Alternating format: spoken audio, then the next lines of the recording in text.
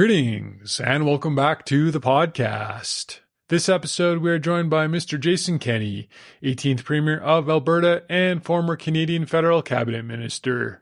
A brief history of Mr. Kenney's accomplishments and experience include being the 18th Premier of Alberta from 2019 until 2022, and the leader of the United Conservative Party from 2017 until 2022. Prior to entering Alberta provincial politics, Mr. Kenney served in various cabinet posts under Prime Minister Stephen Harper from 2006 until 2015, including Parliamentary Secretary to the Prime Minister, Secretary of State for Multiculturalism and Canadian Identity, Minister of Citizenship, Immigration and Multiculturalism, Minister of Employment and Social Development, and Minister of Defence. Mr. Jason Kenney received the Queen Elizabeth Golden Jubilee Medal in 2002, the Queen Elizabeth Diamond Jubilee Medal in 2012, and the Alberta version of the Queen Elizabeth Platinum Jubilee Medal in 2022. Mr. Kenney is currently a senior advisor for the law firm Bennett Jones and is a board member of ATCO, Fairfax India Holdings Corp., Alliance for Responsible Citizenship, SC Health, Teneo, People's Group, Lighthouse Voyage, Coral Holdings, and is a senior fellow at the C.D. Howe Institute. Among other things, we discussed a few reflections on 30 years of federal and provincial politics. Enjoy. This podcast episode is sponsored by Embarrass. Embarrass is the world's largest energy-dedicated software-as-a-service company committed to helping customers close the gap between data and value creation. Embarrass has been supporting the Canadian energy industry for over 30 years. Visit Embarrass.com for more details. This podcast episode is powered by ATB Capital Markets. ATB Capital Markets provides financial solutions and strategic advisory services to help businesses thrive. With a track record of successful deal execution, ATB is a full-service investment dealer with a deep understanding and commitment to the industries it serves. Visit atbcapitalmarkets.com for more information. This episode is sponsored by Contango Commodity Marketing. Are you keen to learn more about the Western Canadian crude oil market? Contango Marketing is hosting a 2-day introductory course that provides comprehensive learning on logistical and commercial practices, practical insights into industry trends, and current market fundamentals. Spots are limited, so register now at contangomarketing.ca. This episode is brought to you by Upgrade Labs. Upgrade Labs offers a comprehensive range of cutting-edge performance and recovery services that have been proven to optimize your health in minutes, not hours. Whether it's accelerating muscle mass and bone density or addressing injury and inflammation, start your experience by booking a free cell health analysis at upgradelabs.com/Calgary.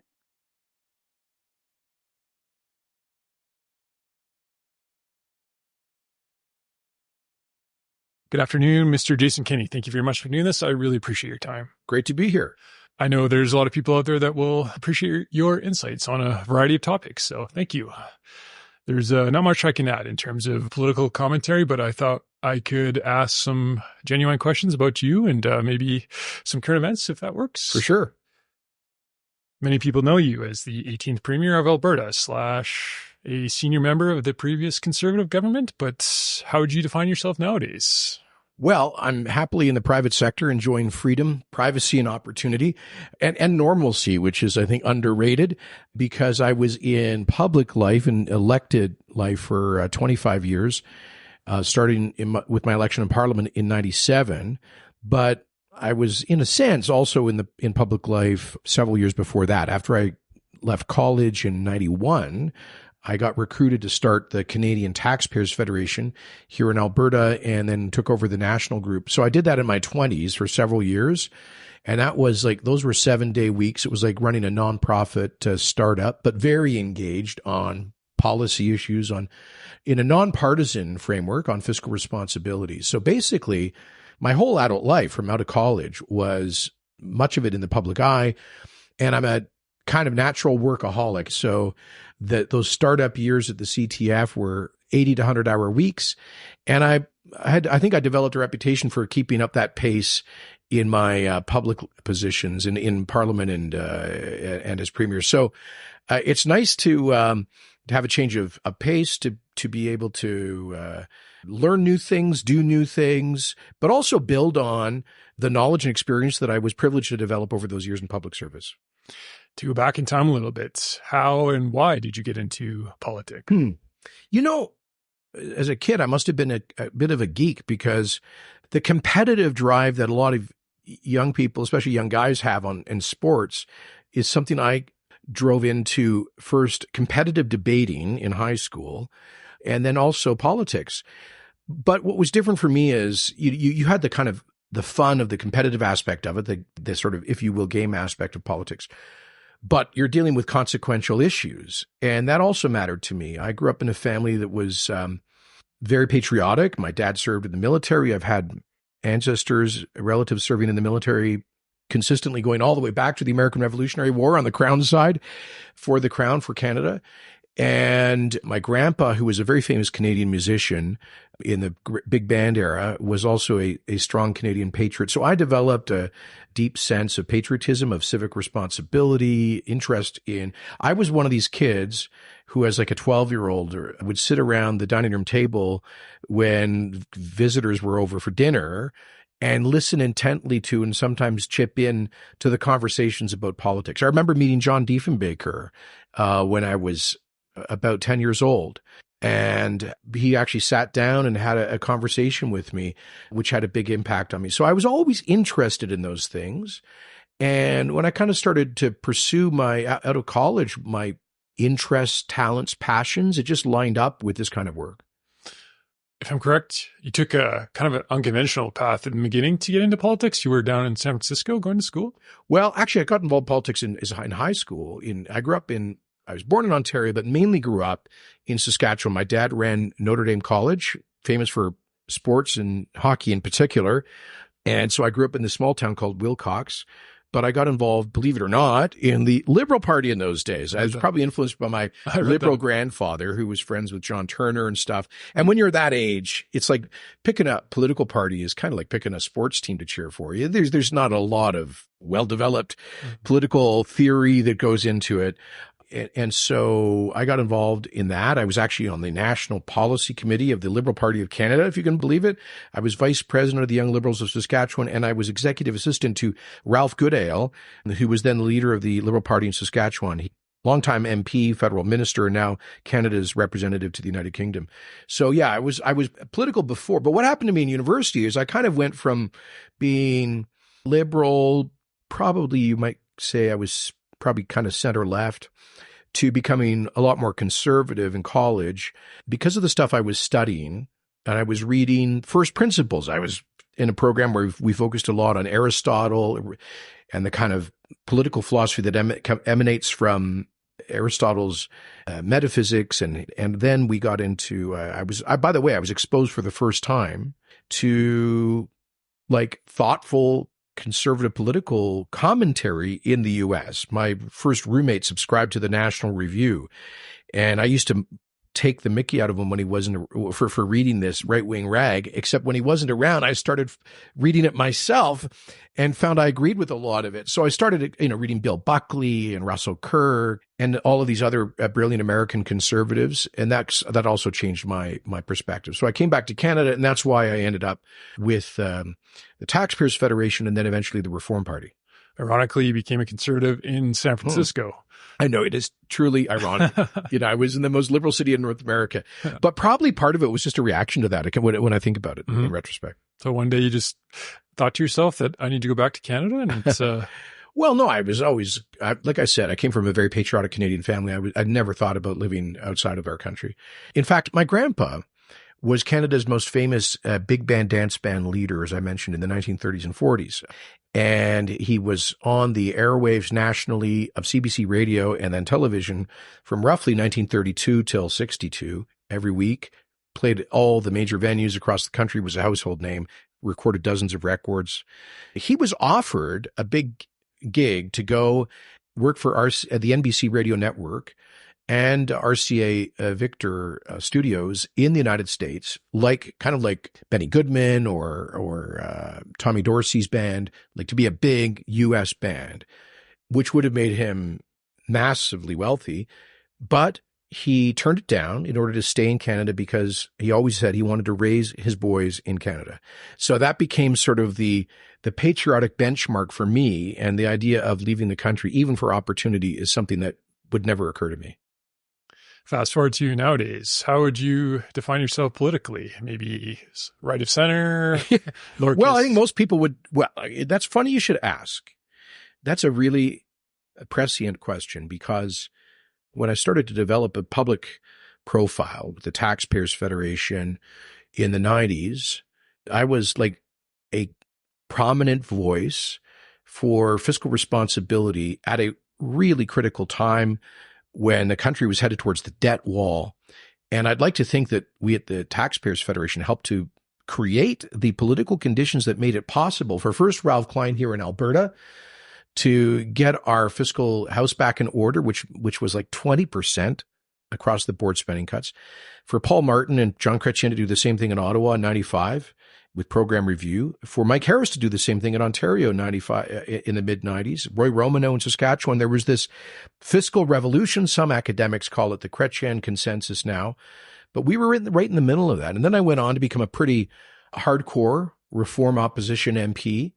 And I think in the Harper government, most people would identify me as having been one of the main kind of standard bearers of the right of the Conservative Party in the Harper government. I was pretty on all the whole range of issues: fiscal, economics, foreign policy, security policy, etc. And certainly when I launched my campaign to unite the free enterprise political forces in Alberta in 2016, which then led to ultimately being elected premier in 2019, I was viciously attacked by folks on the left for being, this hardcore right-winger. In fact, then media commentator Danielle Smith wrote an op-ed in the Globe and Mail in the summer of 2016 saying that I was Jason Kenney's unelectable in Alberta because he's too right-wing. So that was kind of my brand.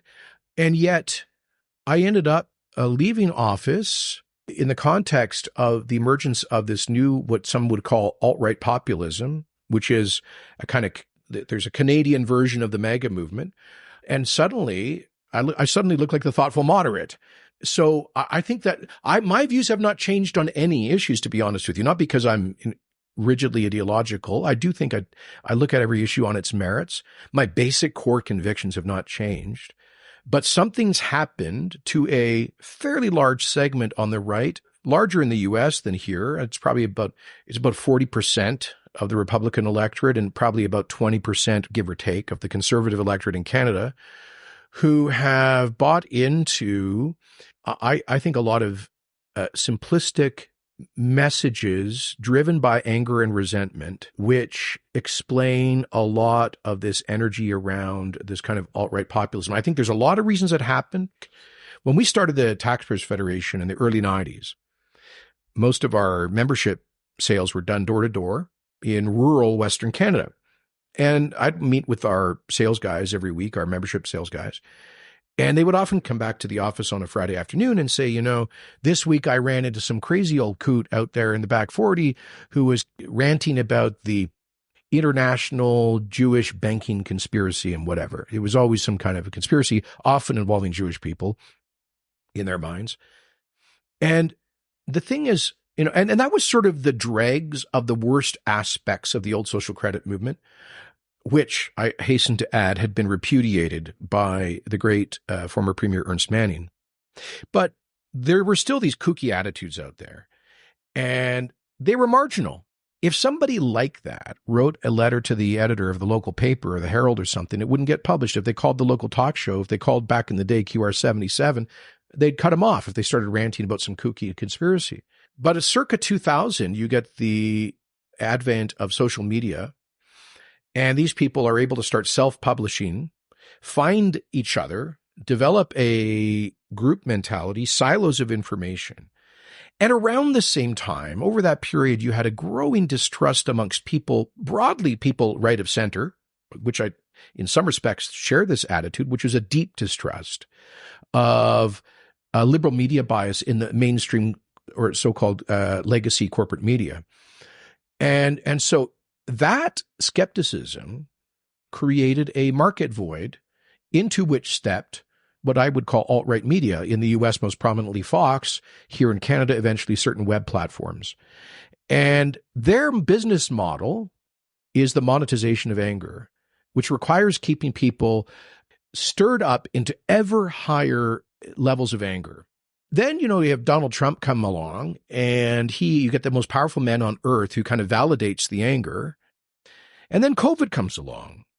And if you're stewing in that dark corner where you think all of the quote unquote elites, governmental, cultural, media, academic, et cetera, they're all kind of conspiring to screw you over somehow, then COVID actually, from that perspective, actually does look like a kind of a conspiracy, because you suddenly got all of the scientific, medical, media, academic, political, government elites working together to interrupt normal life and, yes, and in extreme cases, suspend the exercise of rights and freedoms.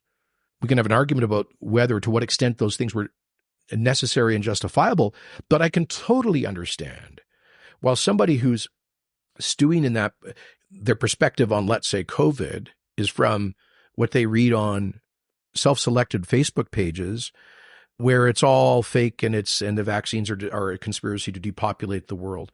So you've had this thing develop that I do not recognize in any way, shape, or form as conservatism. It may, in many respects, be on the right, but I had a friend the other day. It's not traditional lowercase c conservatism, perhaps? No, not in any respect. So I call myself a Burkean conservative. Okay. Named after Edmund Burke, the great Anglo-Irish parliamentarian who wrote the ultimate criticism of the French Revolution. And his philosophy is that conservatism is not an ideology. It's a disposition which is anchored in the belief of the importance of what he calls the little platoons of society, beginning with the family, voluntary organizations, faith groups, local communities, and goes out from there. And that our strongest loyalties are to our home, both defined as our family, but also the local community in which we live, and all of those attachments that come out of that.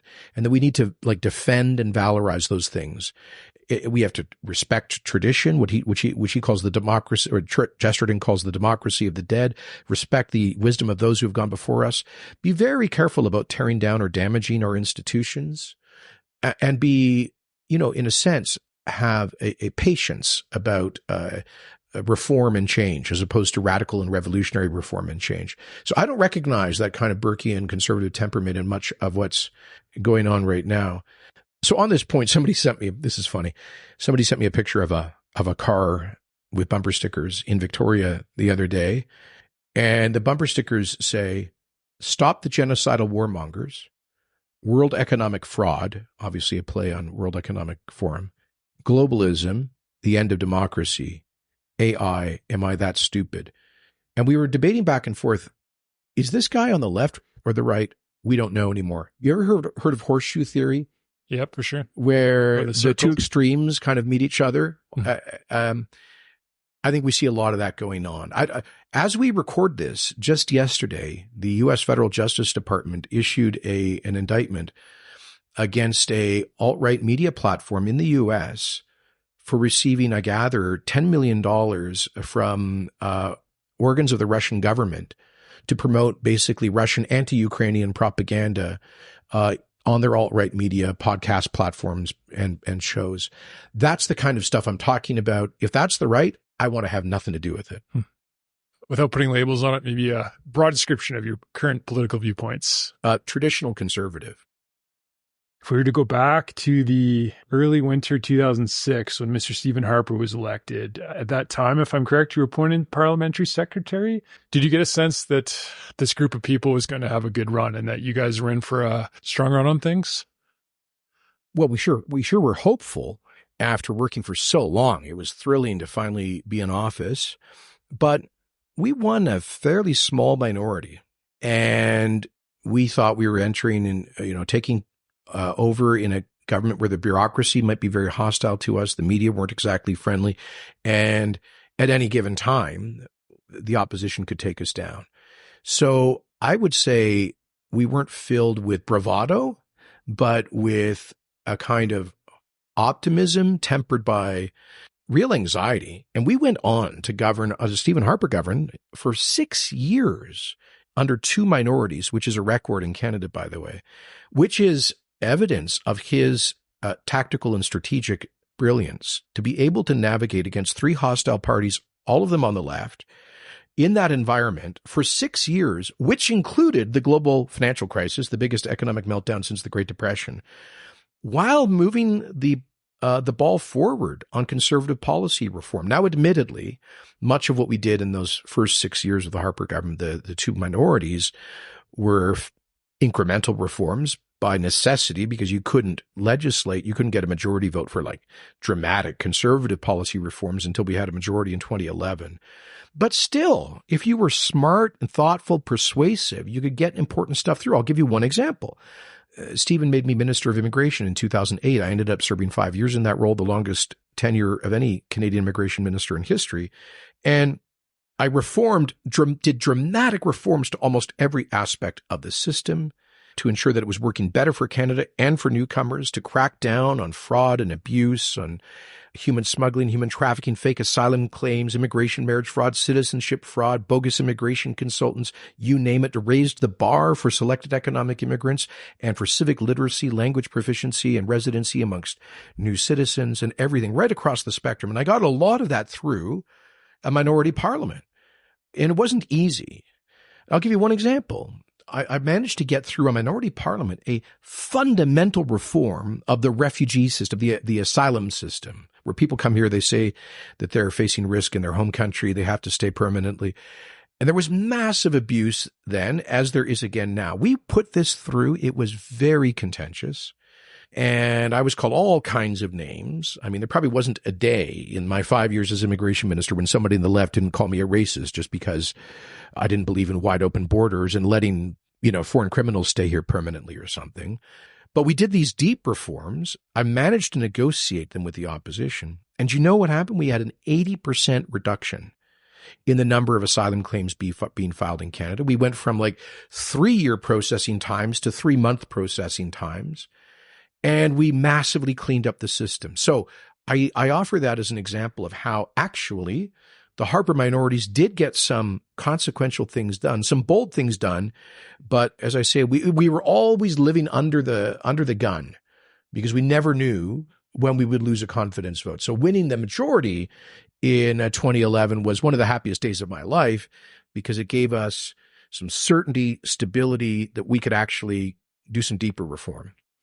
On the flip side, in the fall of 2015, did you get a sense, sort of an ominous feeling that things were changing and that the current government was basically a 180 from you on a lot of the policies that you guys had done when Trudeau got elected? Ominous might be one word for it. I probably skirted with, I've never, thank God, I've always been blessed with good mental health, but probably the closest I came to mild depression was after that because I knew him pretty well. He was my critic in opposition for 2-3 years in immigration, my quote unquote shadow minister. And I'll be honest, over my 20 years in Ottawa, I worked with probably north of 800 MPs. I got a reputation for working very well when I was a minister with my opposition critics, very constructively, one of whom was Olivia Chow, now the mayor of Toronto. We got along very well, even though we didn't agree with on many things, but I respected her work ethic, her intelligence, and the fact that she approached issues from a principled perspective, totally different principles than mine, but they were principles. I never had that respect for my liberal critic, the now prime minister. I mean, we got along and we were civil, right? I've always believed in the virtue of civility. But when I saw him, this basically spokesmodel for the Liberal Party, parading around as the head of government of a G7 country, it was, for me, it was painful to walk into the House of Commons and see that going on. And then to see them undo so many, I thought, really necessary reforms. I'll just give you one example. I ended the Harper government as Minister of Defense. And one of the most important things I did as Defense Minister was to deploy the Royal Canadian Air Force to participate in the coalition bombing campaign against ISIS, the Islamic State terrorist organization, which was engaged in what is clearly a genocide against the Yazidis and also the Christians of Iraq. So I can't imagine a more morally and strategically compelling mission that the Canadian military has ever had, at least not since the Second World War, than to degrade and destroy genocidal terrorists who were beheading people because of their religion and taking like young girls, kidnapping young girls and turning them into sex slaves, like this, like Hollywood Darth Vader levels of evil. And so I launched the RCAF aspect of the bombing campaign. And I can tell you, I visited our pilots and our air crew in Kuwait who are running those missions. And they said, this is exactly why we signed up. This is why we devoted our lives to military service, was so that we could participate in operations like this. And then Trudeau cancels that on day one, because he characterized the RCAF bombing campaign of ISIS as, quote, Stephen Harper just, quotes, wanting to whip out his CF-18s and show everybody how big they are. Like schoolyard level of analysis, sophomoric, puerile, against Canada's interests, against, I think, an extraordinarily moral cause. And I saw that kind of thing happen right across the board. Let me get another example. You know, we balanced the budget after we were the first major developed country, with the exception of Australia, to balance its budget coming out of the global financial crisis. And unlike what Justin says, the budget does not balance itself, as he has now discovered. It takes hard work, really tough decisions, and risking and spending a lot of political capital. One of the reasons we lost in 2015 is we ticked people off. We stopped subsidizing Canada Post to do door-to-door delivery in parts of urban Canada, because half of what they deliver now are just flyers. We pared back the bureaucracy. We had to reduce hours of service at some parks and things like this, things that were unpopular. And we lost votes because of it. But we did it because we had to do the right thing to get the country's finances back in order to keep taxes down. And to watch the reckless mismanagement of our finances. And then finally, all of the cleanup I did on immigration, which, by the way, has been praised internationally. Rehan Salam, the brilliant president of the Manhattan Institute in New York, has written a recent book on immigration policy in which he said the model immigration policy for a developed country is the Harper immigration policy. I would like to say that was something I was in large part responsible for developing.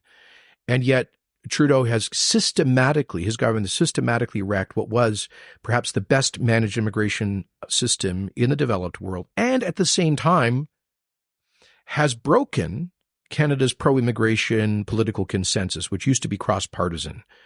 I think one of the worst legacies of this government. So watching all of those things, I will be honest, was and still is to some extent painful for me. Which is one of the reasons I decided, I got to be honest, one of the reasons I decided to get out of Ottawa. There were other reasons why I was drawn positively into the effort to get Alberta back on track, but that was frustrating. And I knew he was likely going to be there for at least 2 terms.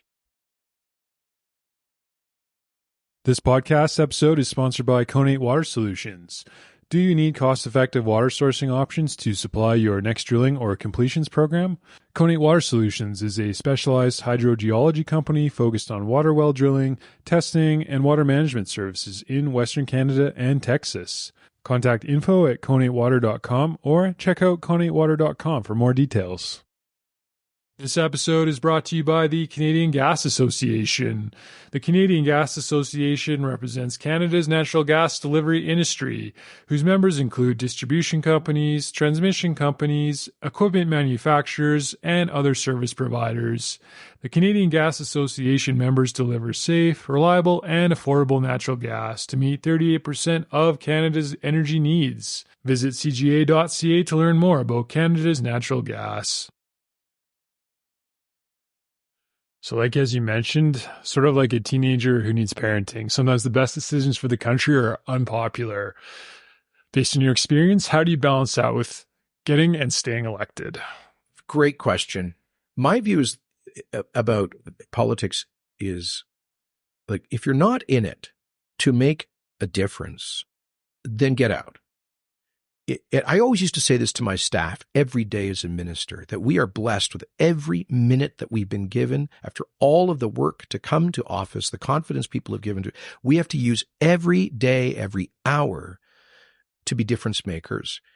And so I've never been somebody who believed that you get into government in order to accrue political capital only to sit on it and look at your approval rating. I think political capital is there to be expended on getting big, important things done. Now, you have to expend it like financial capital, judiciously, prudently, not recklessly, because if you piss away all of your capital, financial, political, or in any other way, you're in deep trouble. But you've got to be willing to do big things and take political risks. And often that means taking on things that are at first unpopular, but in the long run, often prove to be widely accepted. We, 6 months ago, as a country, mourned the passing of the late Brian Mulroney, who 40 years ago this week won the largest majority in Canadian electoral history. And if there's one message that I think came out of the period of mourning around Mr. Mulroney's death, it was that he did big things, even if and when they were politically costly. Free trade, privatization, CN, Air Canada, and so forth. The GST, I know it annoys people, but it was a smart tax reform that took the tax burden off our manufacturers, made the Canadian economy more competitive and so much more. He was not a perfect prime minister, but he understood that his job, like, he didn't want to look back on his deathbed and say, I was in office for the sake of it. I sat around hoarding my political capital. And look, at the end of the day, the PCs got blown out. There was a lot of reasons for that, but that's my view. You've got to, and this is what I did on immigration. While I was doing those very politically challenging reforms to almost every aspect of the immigration system, many of which were facially unpopular, I was working relentlessly to communicate the need for those reforms and the benefits of them to Canada's immigrant communities. I was famous for the decade of the Harper government. The whole decade, I was the Minister for Multiculturalism. And my nickname in the cabinet was the Minister for Curry in a Hurry, because I would sometimes go to as many as like 30 ethnocultural events in a weekend, often in South Asian banquet halls, developing relationships, communicating our message, showing our good faith, and being more responsive to the community on the ground. That was the accrual of the political capital, which was then spent on necessary reforms. Problem is, it's the last 10 years or so have been a case study of running up debt, and now it can basically ensure your reelection. It's not a novel observation to say that conservative governments are usually elected to clean up the mess of their predecessors. And then the cleanup job is unpopular. The other guys are elected. Sunny ways. That was Justin's slogan in 2015. I'm going to be nice. That Harper guy, he looks too much like an accountant. He's more focused on sharpening his pencil and making sure the sums add up. I'm going to be nice, and I'm going to be Santa Claus.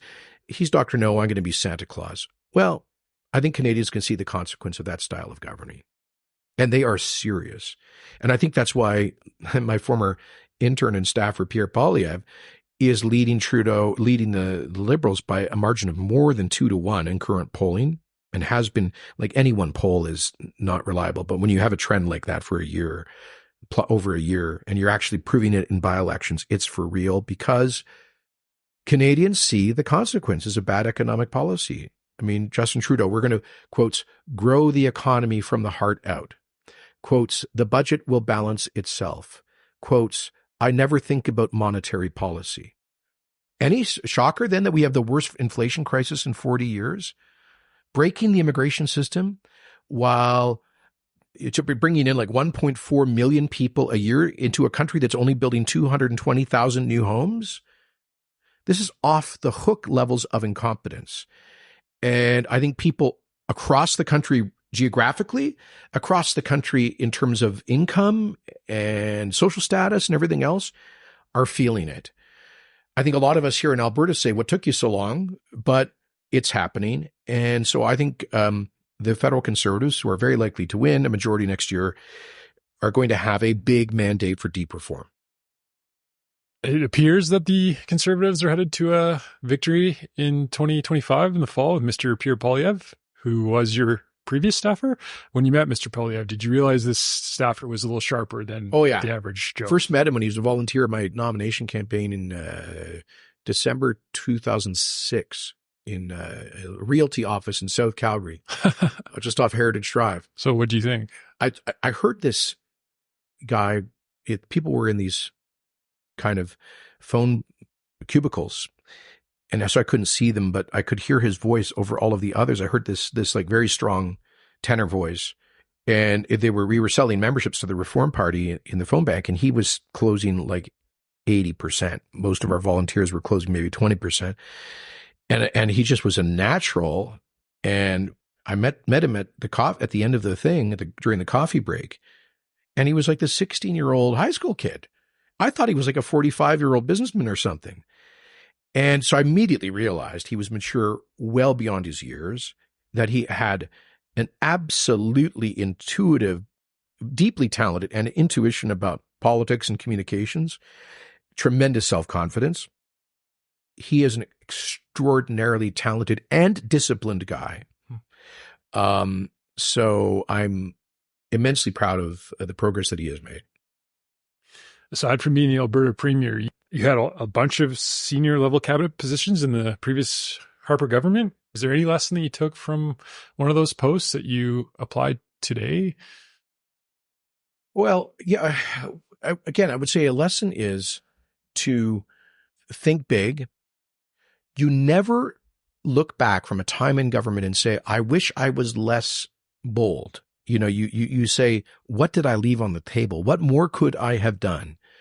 So my advice to any, let's say, prospective incoming ministers in hopefully a Poilievre government will be ambitious, take risks, not reckless and grossly imprudent risks, but take risks and do big things. I think that is really the lessons that we learned reflecting on Brian Mulroney's passing earlier this year. You sat in the House of Commons for 19 years, if I'm correct. Yeah, by 19 and a half, 20 years, yeah. So the question, I guess, is how did you do that? How did you have that much stamina? Yeah, it's just how I'm wired. I mentioned my dad ran Notre Dame College, the school that's most known for hockey in Saskatchewan. It's more than just quote unquote a hockey school, but my mom helped him run it. She ran all of the support services, the food, laundry, housing, maintenance, repair, all that kind of stuff, ordering supplies, like almost like running a small town. And she was a workaholic. I think she inherited that from her mom too. And I used to see after making dinner for the family, my mom would go back to the office, often not come home until 2 or 3 in the morning. And not infrequently, she would pull all-nighters. And I grew up thinking that was normal. I grew up thinking that pulling all-nighters and working 18-hour days was just like table stakes. And so that's how I was wired. And the idea of just sitting on the sidelines as a spectator would drive me. You asked earlier what got me into politics. It was that impulse. The idea of just sitting on the sidelines, watching other people make consequential decisions for you and your society as a passive spectator just drives me crazy, the idea of doing that. So, just being on the field, in the arena, trying to make a difference, but also having just a natural work ethic, I think that I inherited. You can work as hard as you want, but at times the backdrop is difficult for somebody. For instance, when you were Premier of Alberta, oil went to $0 and you had to face the COVID pandemic. Same time, yeah. To what extent do you think that impacted your Alberta premiership? Oh, massively, of course. AKA, there's nothing you can do. You can try to manage crises as best you can. But the one thing that I would like to note, to celebrate, is that despite the huge dislocation of COVID and the concurrent massive global recession, not just zero oil, but we went down to negative oil prices for a moment, the total collapse of Alberta government revenues, all of that happening at once. Just after we were just starting to recover from 5 years of a decline and stagnation since the 2015 collapse in energy prices and the election of both Trudeau and Notley and all of the consequences of their bad policy. So we were just coming out of that. You get sideswiped by COVID, global economic meltdown, collapse in commodity prices, et cetera.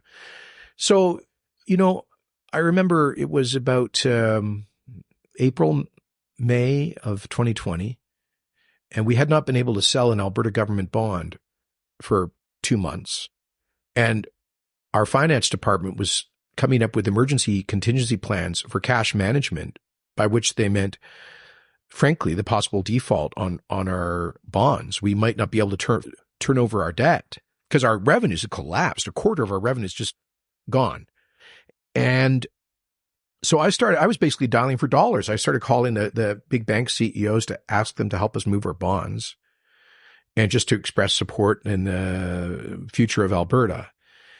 And I got on the phone, the then president of the National Bank in Montreal. He said to me, Premier, you sound a little stressed. I can understand why. He said, but I just wanted to tell you, I've worked all around the world and all across Canada, and I believe that no place in the world is going to come out of this crisis stronger than Alberta because of your greatest resource, which is not your oil and gas. It is the entrepreneurial culture of your people. He said, I have seen nothing like it anywhere else. The entrepreneurial risk-taking drive and culture of Albertans is phenomenal. It is unreplicated anywhere else on earth. And that is what is going to get you guys through this with strength on the other side.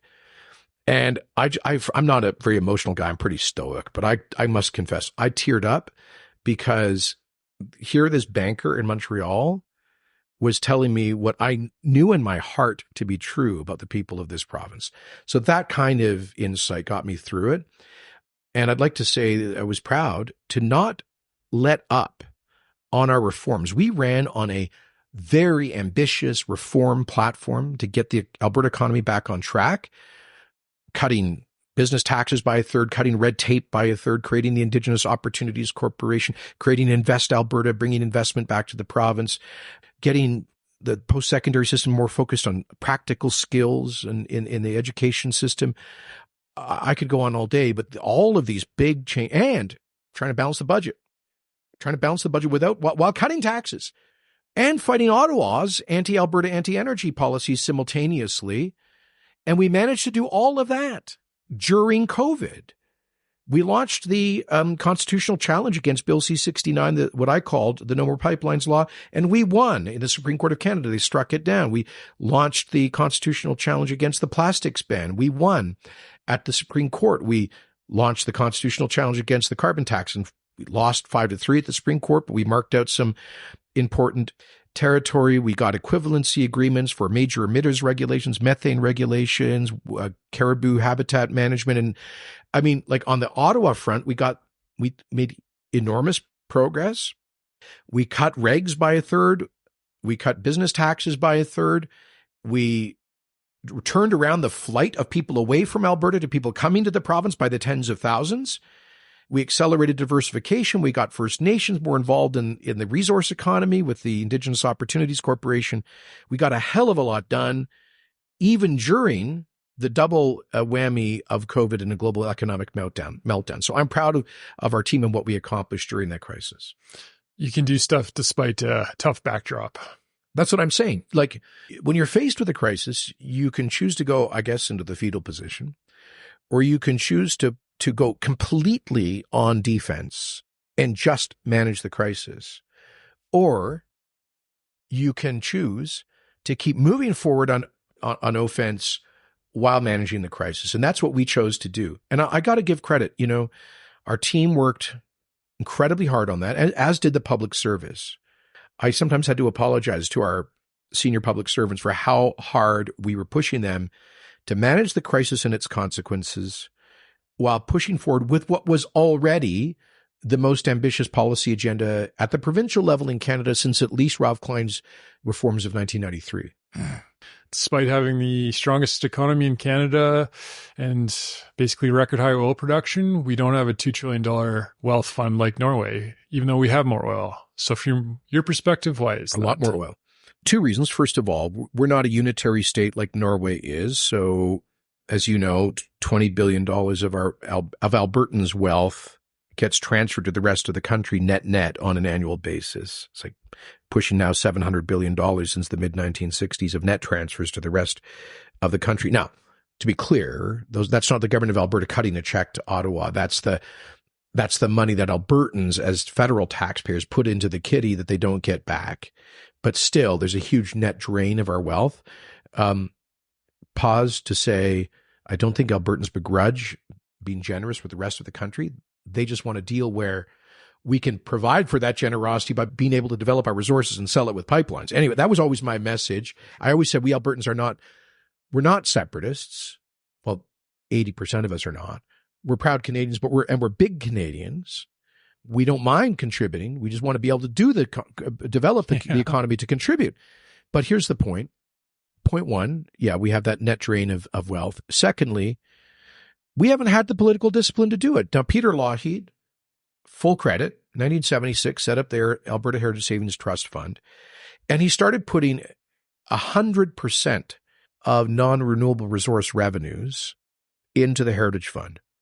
But then in 1986, just a decade later, there was a price correction in oil and gas, which put the province into deficit. And instead of cutting spending or raising taxes, they took 50% of the energy revenues going into the Heritage Fund. And then under Getty, circa 1990, they went to zero. And it has basically more or less been static in real inflation-adjusted value ever since, now at about $20 billion. It's a great pity. And we never had, even though we've had some inspired leadership, Ralph Klein, and his fiscal reforms, we've never had the discipline to say, like Alaska. I think Alaska is maybe a better example than Norway. Alaska permanent fund, several $100 billion, and they put it in a lockbox, and they required in their state constitution that, I don't know, is it 50 or 100% of their energy rents go into the permanent fund, and then the permanent fund is by law inflation protected, so it has to grow in real terms every year, like a well-managed endowment fund. And Alaskans have seen the benefit of that because they also get kind of a dividend check every year from the permanent fund. I think that should have been our model. I would like to have gotten back to that kind of model if I'd had a longer tenure as premier, but that would require Albertans buying into the idea of running surpluses to put money into our savings account, and people have never voted for that in this province. Why is the regressive carbon tax unfair to low-income earners in Canada, and why has it been a failed economic policy? Wow. I think the question answers itself. Look, I was from day one a skeptic that the retail carbon tax was sound environmental policy, because you're talking about punishing people for consuming basic and necessary staples like energy, heating their homes in one of the world's coldest countries, or driving to work, or buying their groceries, and the transport costs that are embedded in that.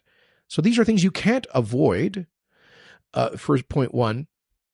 Point two, the only way that a retail carbon tax can really significantly bend the curve in terms of people's behavior, like sell the truck and take the bus to work in the middle of February in Calgary, is if the price is prohibitively high, which is why Environment Canada has said for this thing to actually contribute meaningfully to Canada hitting its GHG emissions targets would require a carbon tax of at least $170 a ton. And really, they say north of $200 a ton. And what is it, $65 now? Well, people won't accept the current price. There would be riots in the street. I was going to say metaphorically, but maybe actually. What just happened, by the way, in Germany, in eastern part of Germany? The far-right AfD They won an election. Number one issue was energy poverty and the catastrophic German policy of shutting down coal and shutting down nuclear simultaneously, and now shutting off Russian gas necessarily. And the elites there who have totally screwed up energy markets, and the ordinary people, working people, are paying the price. What is the consequence of it in Germany right now? Political instability. So I think this stuff is brain dead from the beginning. I do believe in industrial carbon pricing. I brought in the TIER, Technology Innovation Emissions Reduction Scheme, which is I think a smarter version of the original industrial carbon tax brought in by Ralph Klein about 15 years ago. And we invest that money in Alberta in carbon reducing technology because we believe it's technology not taxes that will be the difference maker in decarbonization, which I think is important. But punishing ordinary people for living regular lives is stupid and totally counterproductive. You can deal with the environment in two ways: incentivize or penalize people. Right. Do you view incentivizing taking care of the environment as a better strategy? Absolutely. And the whole economic theory, by the way, all these smarty pants economists, some jokingly refer to them as the economists' party, they are in violent agreement about that. Carbon taxation, carbon pricing as they call it, is the optimal and least costly approach to reducing emissions because it sends a price signal and people change their behavior accordingly. This is the theory. It's called a Pigovian tax, which means a tax designed to change human behavior. That's the stated goal of it. But that theory of the clever economists is only relevant if that is your one policy mechanism and you're not loading on top of it all sorts of destructive regulations and other policies like the Trudeau government is doing. And by the way, it's interesting. Recently, in recent months, you've seen a few of those clever economists now dissenting from the decade-long consensus around retail carbon taxes, saying, actually, maybe we should take a hint. Maybe we should see what the public is saying about this. By the way, I think there's a very good chance that the BC Conservative Party will win in an upcoming provincial election there in a few weeks on a commitment to scrap Canada's first retail carbon tax. So I think some of these economists are starting to say, hey, maybe we should use policy levers which don't simply punish people for living regular lives. So I think the consensus is changing dramatically on that. Huge credit to Pierre Poilievre for his leadership on it. The idea isn't to forget the environment, but there are better ways to support. In Alberta, even while we have significantly expanded oil and gas production, we're now up to over 4 million barrels a day, which, basically is a doubling of our production in the past, I think, 15 years. Our emissions have come down. So we've gone from, I think, 265 megatons in 2015 to like 150 now. We have to keep doing more. Technology is the answer. Innovation, research, and development. And there is no industry in Canada that invests more or is smarter about R&D than the Canadian oil and gas industry, which is why I was so ticked off when Justin Trudeau said at Davos 8 years ago that he wants Canada to be known for its resourcefulness rather than its resources. Well, there is no industry more resourceful in applying brain power to ever more efficiently extracting energy than the Alberta oil and gas sector.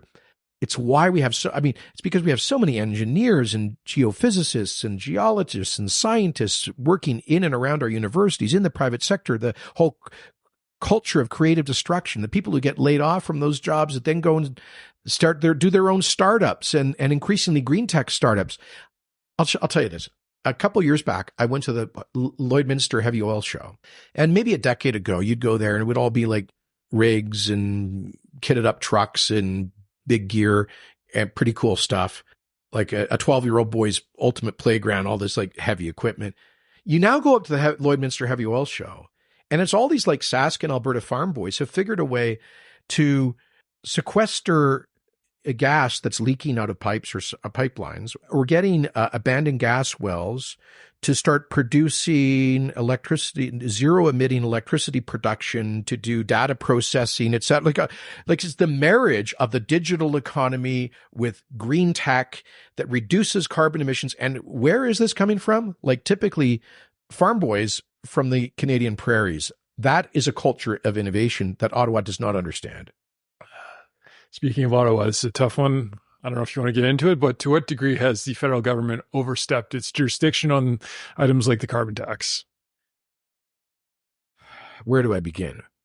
We challenged, as I said, the constitutionality of the federal carbon tax, and we won 4-1 on that at the Alberta Appeals Court.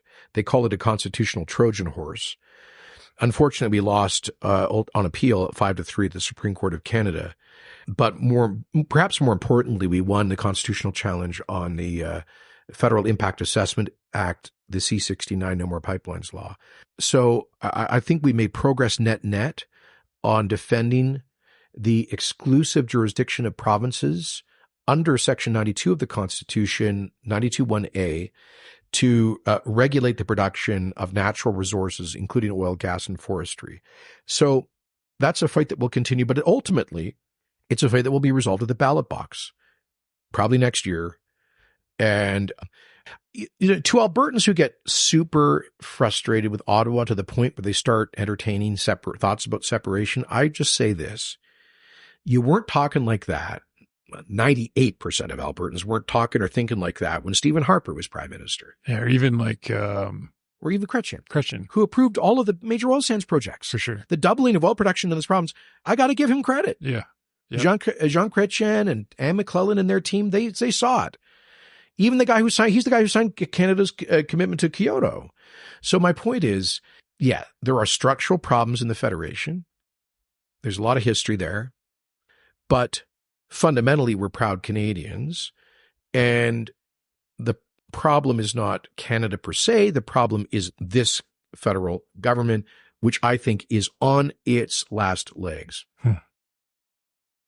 Do you remember the day you met Peter Lougheed or King Ralph? And oh yeah, I did meet Mr. Lougheed a couple of times, but it was only socially, and he was getting on, but a great man by all standards. But Ralph I worked with, I won't say closely because we were kind of frenemies.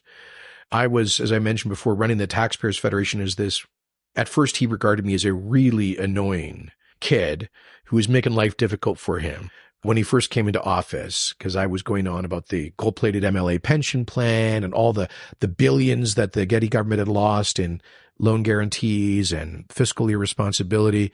And we were really rumbling it. I'll tell you, we were difference makers in terms of public debate on those issues. And Ralph, though, was so smart. In a way, he co-opted us. He took every one of the issues I put up in the public sphere and turned it into, he played judo with us. He took what were initially kind of attacks on his government, and he actually delivered and did the reforms we asked of him, and sometimes even went further. I'll give you an example. I asked him to turn the MLA pension plan into from a absurdly gold-plated defined benefit plan into a matching defined contribution plan. We put so much pressure on him, they decided to scrap it altogether. And on a lot of things, he actually went further. So we ended up with I think a super creative political relationship. And he was just a fun guy. I miss him dearly. You sat at a lot of tables and you've met a lot of interesting people. Does anyone in particular stand out that impresses you or you've learned a lot from through the years? Oh, well, yeah, a lot of people. But when you just I have to draw somebody out of my mind, I would say Mother Teresa, who I met in college and was a huge impact on my life. Certainly, for me, had a huge impact. I did get to meet Margaret Thatcher once, and in many ways, her bold leadership helped to develop and define my own political convictions and my sense of what was possible in policy and government. And Bill Buckley, I got to meet. He was really the founder of the modern American conservative movement, and again was deeply influential in my own thinking. So I've been blessed to meet some extraordinary people for sure. Speaking of sharp people, did you realize Mr. Stephen Harper was exceptional when you met him? Oh, for sure. Stephen and I knew each other since circa 91, when he was a young staffer of the Reform Party and I was just coming into the Canadian Taxpayers Federation. And so we've been friends and colleagues ever since. And the 2015 defeat was, in my view, terribly unfortunate. But now people, I think, growing number of people are looking back and saying, boy, did we ever get that wrong? And are valuing more and more in retrospect. While he might not have been the warmest and cuddliest personality, he brought incredible intelligence, rigor, work ethic, discipline, and focus to the job, and got Canada through the global financial crisis better than any developed country, led important reforms across the spectrum, and I'm proud to have worked in his government. Would you consider running in federal politics again? And if your past staffer does win the election, would you consider a role? I say that I paid my dues. I was elected to Parliament, I think, 7 times. I'm glad to see a new generation emerging there who I will support in whatever way I can, and very optimistic about them and about Pierre. But if I was asked to help out in some non-elected capacity, I'm a patriot. I'd have to seriously consider that. But I think I paid my dues. I've done my part, certainly on the elected side, but you never say never. Advice to a young person entering politics, what would you tell them? Do it for the right reasons. Don't do it too early. Maybe don't follow my example. I was elected to just a day before my 30th birthday, I believe. Advice I would give would be get some real world experience under your belt, or at some point, by which I mean experience outside of the political realm. I really benefited from those years that I was building up the CTF. It was like I say, a nonprofit startup, which was really like very analogous to running a business startup. But most importantly, know why you're getting into it, and be ambitious not to be something, not for a title, but to do things, to do big things. That would be my advice. Well, I think that's a great place to leave it. I really appreciate your time. We can end the formal conversation there. It was a pleasure. Great. Thanks very much. Thank you. Unless there's anything else you want to add. That's good.